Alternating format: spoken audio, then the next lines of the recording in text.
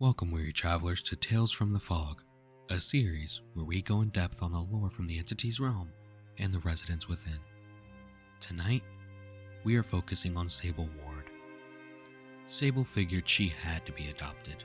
No way was she the progeny of her insanely perky mom and her grinning golf-playing frat boy of a dad. They didn't understand the first thing about her. No one in Greenville did, except for Michaela. They were fast friends since 3rd grade. Up until then, Sable had no friends. She wasn't into ponies, or dolls, or tea parties with teddy bears. She liked bugs, lizards, riding bikes, and dirt clod fights. Her favorite holiday was Halloween, and Michaela was the only one who didn't think she was crazy when she dyed her hair purple in 8th grade. Sable's mom was furious. Her dad didn't even notice. Michaela went with her to the mall when she got her ears pierced and helped her pick out her first tattoo, an occult symbol hidden in a place her parents would never see. Michaela declined to get her own tattoo. She flirted with the dark side, but she didn't live it. Not like Sable. The dark side made sense to Sable, and she reveled in it, partly because it freaked out her parents and teachers, partly because it felt like who she was. Some called her a goth because of the way she presented herself, but she wasn't into labels. She loved horror movies and found the occult exciting. It made sense to her. She knew that the shiny suburban world of her mom and dad had a dark underbelly. They were afraid to confront their fear, so they pretended everything was perfect and that they would live forever. But Sable knew better.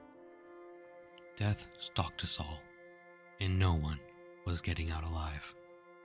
Michaela got Sable a job at Moonstone, probably the only place in town that would have hired her. She took classes at the local college and produced a guerrilla radio show on the shortwave in her attic.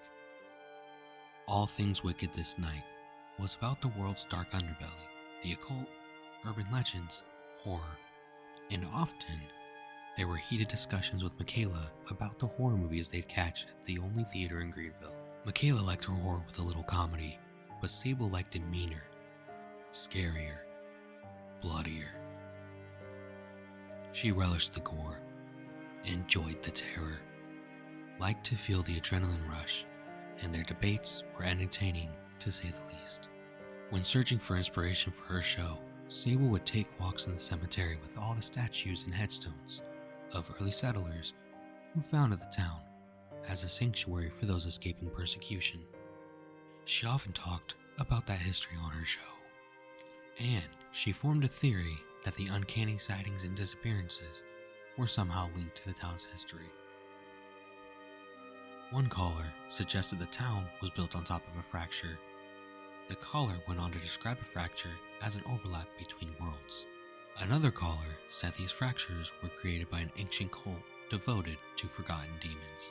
Another caller defined fractures as a cosmic buffet for an elder god that fed on pain, fear, and misery. And one caller even argued that it wasn't a fracture, but the unknown, a mysterious creature that consumed anyone who dared to imagine it. All the theories made for fun and inspiring debates, and she loved nothing more than to discuss real-life horror until the horror became personal.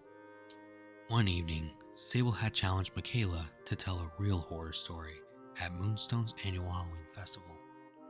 Scare the crap out of people. Stop dancing around the horror and embrace it. Tell a story about the unknown. Make them imagine it.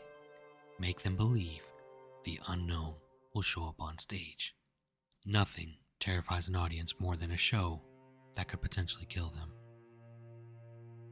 Michaela laughed at the idea and declined the challenge because she was working on another story with her roommate.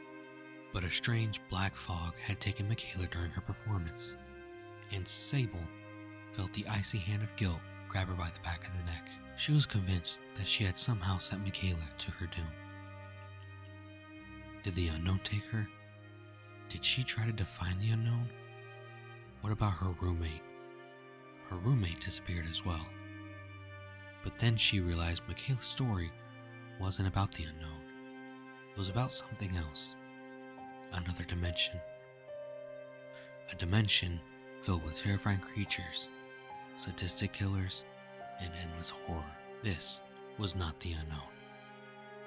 With this realization, Sable began to investigate other disappearances in Greenville. Before long, she realized most of the disappearances occurred at a theater or somewhere close by. Investigating further, she discovered the theater was built over the ruins of an old one-room schoolhouse that had burned to the ground in the 1920s. Somehow, the students couldn't get out and everyone perished in the flames. Feeling close to an answer, she continued her research and discovered 2 teenage brothers had recently disappeared from the theater, Elias and Alon. The only witness, their younger sister, Ellen, was committed to an institution after ripping her eyes out.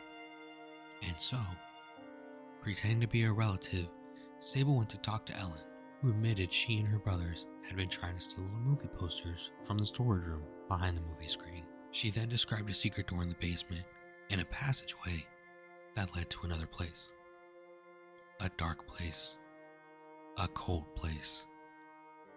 An evil place. "Stay away from there," she begged. "Stay away." But Sable wasn't about to stay away. Not after that story. Determined to see Michaela again, Sable hitched a ride to the theater and soon found the door behind the movie screen. In the darkness, she jimmied the door open with a crowbar and headed down a creaking wooden stairway to the dank cellar. A light switch activated flickering fluorescent lights that illuminated a room filled with broken theater seats and old movie posters dating back 80 years. She searched the sprawling basement and found a thick wooden door hidden behind a poster of the original Frankenstein. She pushed and shoved the door open to reveal an endless circular stairway descending into perfect darkness. Using a penlight to navigate, she descended for 10 minutes before she noticed the cold, black fog rising from the lower depths. The same cold, black fog that had taken Michaela. Sable considered running back up the stairs to where she would be safe. But then she thought about the terrifying creatures and the sadistic killers and the endless horror. And she quickly decided she wasn't going to let her best friend have all the fun.